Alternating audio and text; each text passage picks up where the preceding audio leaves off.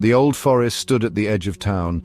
Locals called it the Whispering Woods. They said the wind carried voices there, lost voices, angry voices.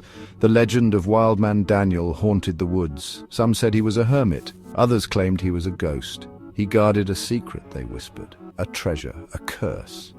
No one dared enter the woods, not after dark, not alone. The townspeople warned their children. Stay away, they said, never go there. But some stories are too tempting to resist. My name is Max. My friends and I loved a good mystery. We craved adventure. So when we found the old journal, our hearts pounded with excitement. It was hidden in the attic of an abandoned house. The journal told of Wild Man Daniel and his treasure. It spoke of a hidden cave, a secret entrance. We knew what we had to do. We had to find the treasure. Our parents warned us. Don't be foolish, they said. It's just a story, but we didn't listen. The lure of adventure was too strong. We were young, we were foolish. We were about to learn a valuable lesson. We entered the woods at dusk. The air grew cold. The trees seemed to watch us.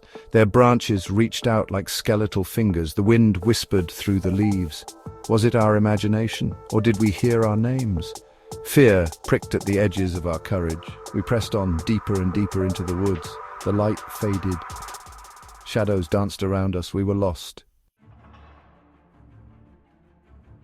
We stumbled upon a clearing, and there it was, the hidden cave, just like in the journal. Excitement warred with terror in our chests. A figure stood at the entrance, tall and shadowy. Its eyes glowed red in the fading light, the ghostly guardian, Wild Man Daniel. He spoke. His voice was a low growl. "Turn back! This is forbidden ground!" Fear froze us in place. We were trapped. "We should leave," whispered Emily. "We should never have come." But greed had taken root in Mike's heart. He wanted the treasure. He pushed past Emily towards the cave. "Don't be scared," he said. "He's just trying to scare us." His betrayal stung. Didn't he see the danger? Couldn't he feel the icy grip of fear? Section 6. The Guardian's Truth. The Guardian stepped aside. He let Mike pass. He gestured us forward. "Enter," he said, "and see what becomes of greed." We followed cautiously. The cave was dark and damp. The air was heavy with the smell of decay. The Guardian spoke again. His voice echoed around us. "I am not Wild Man Daniel. I am his protector. This treasure is not meant for greedy hands."